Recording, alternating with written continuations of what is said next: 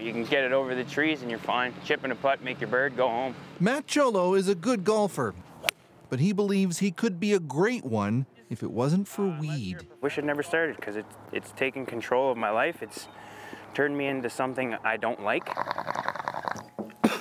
That was good. That was the right amount.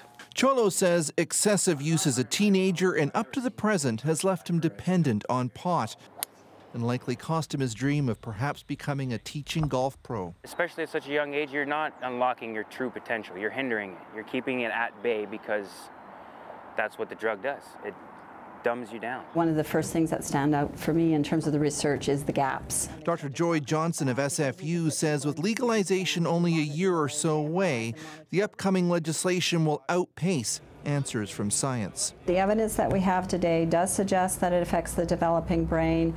There are good reasons for that reason that young people should delay use. Doobies all day long at 420. But how much is too much? And if you stop, can the brain reverse the damage?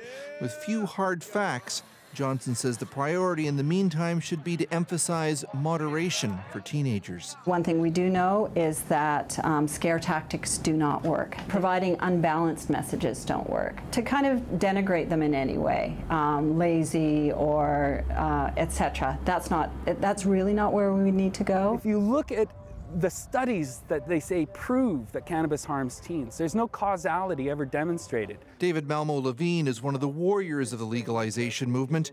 He worries concerns about teenagers smoking could prove to be a legal downer to justify stricter age limits. In 2002, they released a Senate report. It recommended 16 years old as an age limit for cannabis and teen use. I'd say that would be okay too.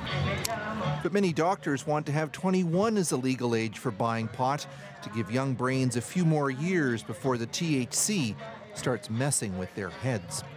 Chris Brown, CBC News, Vancouver.